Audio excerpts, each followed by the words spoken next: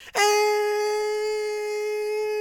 what is up, Job Squad? How you guys doing? Welcome back to another episode of Universe Mode, episode number 10. It's SmackDown Live. We are just one show away from Halloween Havoc. I know it's December. I know it's only, my gosh, by the time you guys are watching this, we're about halfway through December. We're almost to January, and we're doing Halloween Havoc. That's all right, though. That's the way pay-per-views go. All right, we got quite the card set up here. We've got a couple of simulation matches. You guys know how we do it here. We got a couple of simmies. I'm going to start calling them simmies because I like it. And then we got a couple of big-time matches. Bobby Fish versus Big E. Of course, the Undisputed Era have taken the titles from the New Day. But I would also like to remind you guys that this all started because Kurt Hawkins and Zack Ryder defeated the New Day in not in a ladder match, in a table match. And then the next week, they defended the titles against the Undisputed Era. And now they've been going one-on-one, Kyle O'Reilly and Xavier? I know it was either Xavier or Kofi. That's why I put Big E in this match. I just don't remember if it was Xavier or Kofi. I'm pretty sure it was Xavier because typically Big E and Xavier are the tag team. Anyways, whatever. Xavier won last week against Kyle O'Reilly. Big E looks to continue that trend here tonight against one half of the tag team champions, Bobby Fish. And of course, Kevin Owens is taking on Randy Orton here tonight. Orton is the World Heavyweight Champion over here on SmackDown. Kevin Owens, he's been trying to get this match with Orton for weeks now, and Mustafa Ali keeps on getting in the way. If Kevin Owens wins here tonight, he gets the world title opportunity against Randy Orton at Halloween Havoc. If he loses, Mustafa Ali will be in the world title match at Halloween Havoc. So a lot on the line here tonight. Let's get this puppy on the road. We can just simulate right now because the last two matches are right there. So let's go ahead. Let's simulate up some of these bad boys. Cedric Alexander versus Tommaso Ciampa. Tommaso takes away the victory. Keith Lee versus Sami Zayn. Hello, how are you? Oh, we got a rivalry match. Okay, Sami Zayn victorious in that one. Rey Mysterio versus Finn Balor, a dream match. Finn Balor victorious. Okay, I had to get off of it to make sure. And all the bottom guys won. So hopefully that trend continues here as Big E looks to continue the New Day's momentum going into the pay-per-view against Bobby Fish. Here we are on SmackDown. Oh, shock the system, if you will. Of course, the Undisputed Era and the New Day are not allowed at ringside. What? Why does he have the U.S. title? This happened the other day, didn't it? This happened last week, I believe. And I'm pretty sure I took the title off of him. It keeps, giving the title back to Bobby Fish for some reason. This game is just, it's something else. He should have the tag team. Whatever. I don't even, All right, hit the intro.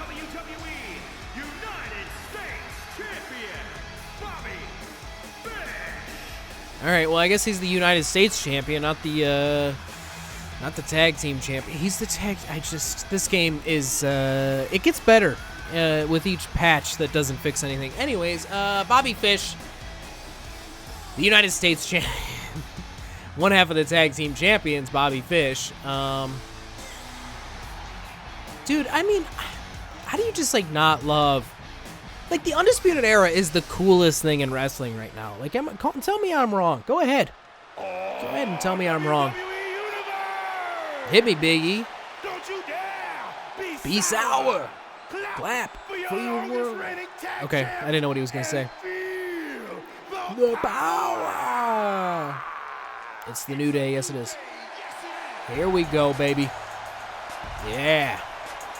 All right, New Day member. Big E Langston. Remember when that used to be his name? 285?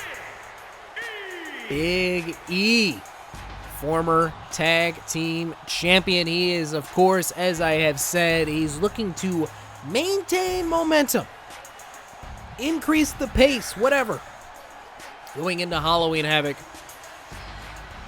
When the New Day face the Undisputed Era for the tag team titles. Sorry, I keep on I feel like I got a burp, but it's like it won't come up, so I might just throw up all over my microphone. Sorry, I just said that to you, but hey, anyways, Big E getting the dance moves on. We will go ahead and we will skip the rest of that one. Oh, that guy with the Cesaro section shirt on, feeling it. All right, this should be quite the task. I feel like last week's matchup was a little more evenly matched. I'll tell you this much. Bobby Fish is the older of the two between himself and Kyle O'Reilly, so he should have more experience in these kind of situations. So I guess that's a positive going into this match. But he does absolutely give up quite a bit of size, quite a bit of poundage in this matchup. You guys know, if you've been watching my Universe modes for a while now, when a match starts, I love to talk about size, speed, strength, those kind of things, experience, because those all play a factor in professional wrestling, right? These guys are in there. They're trying to win these matches. It's an I almost said athletic. It's an athletic competition between 2 men, 4 men, 6 men, 8 men. I don't know. Stop me when I'm there. 10 men, 11 men, 14 men, 16 men, 20 men. You know, whatever. It's a competition. Women even. It's also a competition between women. 2 men, 4. I said men. 2 women, 4 women, 5 women, 6 women, 8 women, 10 women. You know, whatever. You name it, it's happening. And these kind of things, you know what, it happens in sports. Size, strength, speed, and experience, they all matter. Intensity, whatever, you name it, it matters. Everything. It's a whole pot of all of those things mixed in together to make the perfect wrestler. And in my opinion, the most perfect wrestler of all time. We're at a 7 count already. Bobby Fish throwing Big E into the ring. Referee is going to stop his count there as action is brought back into the ring. Almost had a count out. Draw, I guess. Another belly-to-belly suplex there. Big time by Big E. What was I just talking about? Now I forgot what I was going to say. Oh, the best wrestler of all time. I'm not really too sure. All right, we'll skip that one. I was going to say The Rock, but I don't think it's The Rock. I'm trying to think of, who... I don't know. Whatever. I mean, The Rock was obviously one of the greatest. Stone Cold. I would put AJ somewhere on that list. Kenny Omega's great. Since Cody's left WWE, I think he's wonderful. Big Show. All right, Bobby Fish picking. I named a bunch of people that are really well known for being people's favorites, and then just the Big Show. I think the Big Show's great. I don't think he's one of the greatest of all time. Top 100 maybe, top 150, 200 for sure. Big E heading to the top rent district up top. Here we go. What's he got in mind here? He just hops on down. Knee to the back. Oh, for a second there, I thought he was doing the old crotch chop, but he wasn't. He was doing a little clap in action. Bobby Fish on the apron, pulling himself up by the ropes, and he's thrown right back into the ring by Big E. It looked like Big E didn't even have to exert any energy, bringing Bobby Fish back into the ring. Up and over he goes in a big-time spot. My God, he got a lot of air on that one. Here we go. Pinfall, 1, 2, and Bobby Fish able to kick out before 3. Bobby Fish trying to keep the Undisputed Era spirits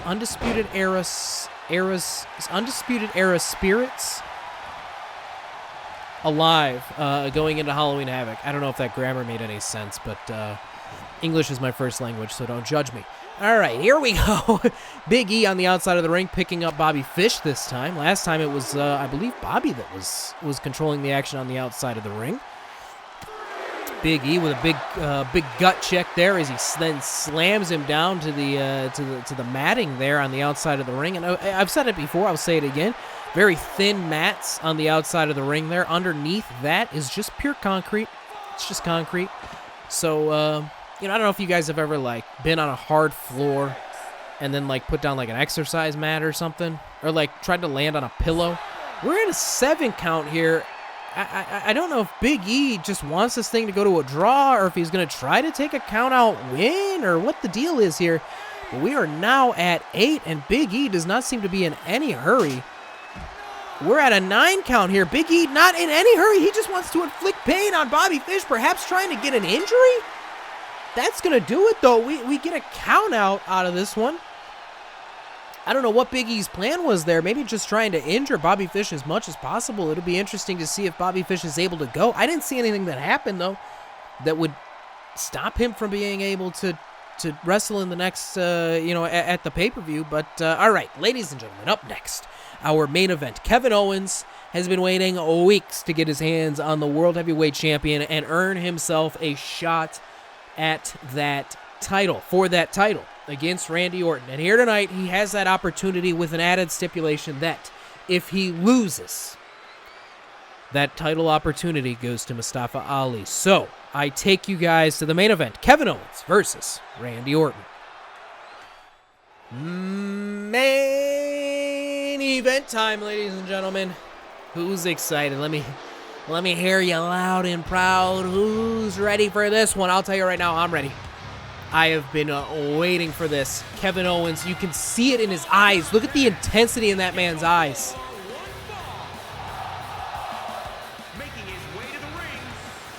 Hit me with that intro, Greg. 266.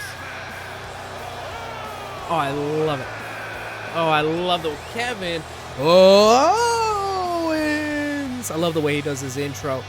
KO, man. He is, look at this, man. He is prepared. If I've ever seen anybody focused, more prepared than this man here tonight, I'll tell you right now, I'd be surprised. He looks like, he looks like he's about ready to actually wrestle for the World Heavyweight title. He's gonna have to beat one of the greatest of all time. Speaking of greatest of all times, not too long ago. Oh man, they talk to me. St. Louis. Oh man.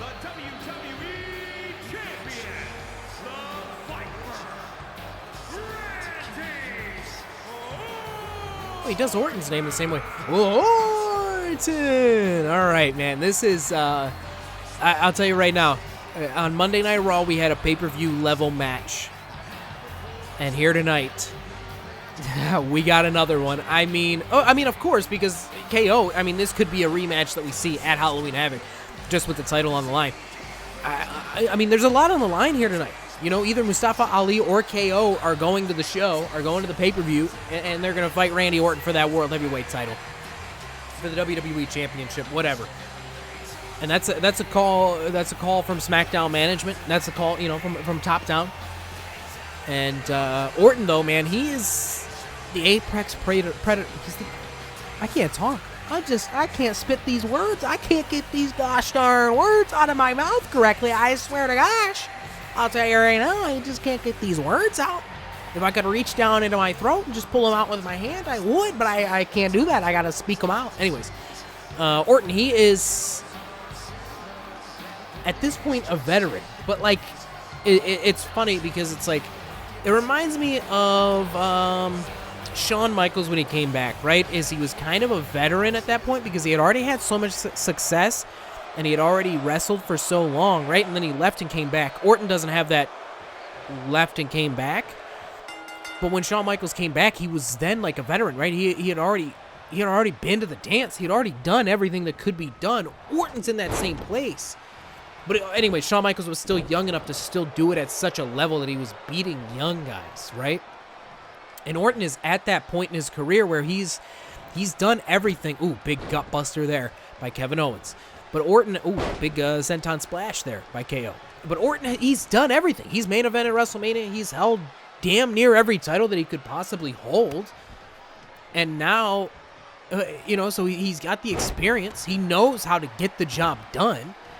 And he's still young enough where he can get the job, you know what I'm saying? Where he can compete with guys like Kevin Owens and Mustafa Ali and Ricochet and whoever else, Tommaso Ciampa, if you want to throw him, he can still compete with those guys, but he also has all of the knowledge. And even you couple in the knowledge that Orton has from the very lengthy career that he has had in the WWE, rope break there, as Orton went for a very quick win. You take those things, right, the time and the experience, the age, right, he's in great shape. And then you mix that in with who did he come up with, right? He was in a group with a guy named Triple H, right? Look at the accomplishments and the experience that Triple H has. and had in the moments when he was with Orton and he was coaching Orton. Who else was he with? Ric Flair. Another guy that went on and wrestled for a very long time. I'm telling you right now, Orton is hands down the greatest asset that SmackDown has. And if he held on to the world title for the next 10 years, I wouldn't be surprised. Because if he puts everything into action, if he puts 110%, but if he puts 100% out, he's gonna retain that title every single time. I'm telling you right now, and it's gonna. I mean, like he could be shocked, right? I'm not gonna. I guess I can't say he can't be beaten. It's just if he really wants to win, right? He goes out there and gives 100%, and I'm telling you right now, it's not easy to go out there and give 100%. Right? He could win every time if he gave 100%. But there's guys that are going to be hungry. When you're champion, right, there's not a whole lot to be chasing. When you're not champion, you want to be champion. Guys like Kevin Owens, they're putting in extra hours. They're coming in with extra intensity. They're coming in at 95, 100%. Orton, he's world champion. He's kind of cruising. And I'll tell you right now, Orton's a guy that does cruise quite a bit, especially when he's champion. And that's usually what costs him the title until he loses the title and he doesn't have it for a few months, and then he starts to get hungry again. And you see that hunger in his eyes. Here we go, package pile driver. No, he turns it into a I don't know what the hell you would call that, but now he's going up to the top rope. But then he gets that hunger in his eyes. He starts to feel it again, and then he goes for the world title again, and he wins it. Almost every time. Big frog splash there, though, by Kevin Owens. 1, 2, and I almost just talked the entire way through the match and didn't even call any of the action. All right. Into the action we go. KO, Irish whip, into the corner goes Orton. Face first into the corner. Back rake? No, he's turning him around. Kick to the midsection. Orton sitting on his caboose. Cannonball by KO. I got the burps again. I don't know what it is. Something when I just like start talking too much. I just get the burps. Here we go. Pinfall here by KO. Referee in position. 1. And Orton kicks out after 1 that time. Orton probably trying to prove, hey, KO, you're not going to take me down that easily. I'm going to put up a fight, so get used to it. Big right hand there by KO right in the face. Another right hand across the forehead. It looked like it was a forearm that caught him there. More than a fist. So, ooh, big takedown there by KO as he swings him out of the corner and plants him back into the mat. So far, Orton doesn't look like he doesn't look that great. Pop up, power bomb, down goes Orton. This could be the end here. Pinfall 1, 2, and is KO? No, KO is not going to Halloween Havoc just yet. He is on his way to Halloween Havoc. I can only assume that Mustafa Ali is in the backstage area watching this matchup very closely, as he could have his first shot at a world title opportunity. I guess this is his first shot at a world title opportunity. He would have his first shot at a world title at Halloween Havoc if Kevin Owens loses this match. Big clothesline there by Randy Orton. KO, he's feeding off of the crowd's energy here tonight. The momentum that he has in this matchup right now is unbeatable. It's unmatchable. It's unfathomable, right? Who would have thought that we would have come in here tonight and seen KO just absolutely start to dominate Randy Orton? We've seen some offense from Orton, but it's been the KO show for the last few minutes now as KO goes back into the top rope. Another frog splash as he goes right into the pin. Referee in perfect position. 1, 2, and 3. Just like that, the game freezes. That was a 3, though. I swear to God, that was a 3. I heard the referee say 3. Unbelievable. All right, well, we'll cut it off there, I guess. I mean, KO wins the match. We're just not going to get the celebration. I'm like 90% sure that I heard the 3 count. So we're gonna chalk it up as a KO win because I don't want to have to redo the match. It's just like, I mean, what do you expect out of 2K20, right? The worst part is, like, because the game freeze, now I'm not hyped about the win at all, and I completely forgot about what I was saying. But all right, so let's say this. All right, well, what did I say when KO first came out? I've never seen such hunger, such intensity, such focus in somebody's eyes before. KO came out, he knew exactly what he needed to do. And he has that hunger for that world title. He wants to be back on top, and you saw it in his expressions, in his eyes, in his face, in the way that he walked down to the ring here tonight. He got the job done. Halloween Havoc next week, guys. KO is going to be facing Randy Orton. We're going to have the New Day versus the Undisputed Era for the World Tag Team titles. We're going to have Pete Dunne, Dolph Ziggler, and Drew McIntyre for the IC title. We're going to have Brock Lesnar, Kurt Angle, AJ Styles, and John Cena for the WWE World Heavyweight Championship over on Raw, as well as a couple of other matches. We'll probably see Baron Corbin versus Buddy Murphy, because Baron Corbin screwed over Buddy Murphy, if you guys recall. We're going to probably throw in maybe one more match from SmackDown. But Halloween Havoc is absolutely stacked. I hope you guys are excited. I hope you guys enjoyed this episode. If you did, make sure to leave a like, make sure to subscribe, make sure to follow me on Twitter and on Instagram at JobberNation. This has been your boy, JobberNation. Bye!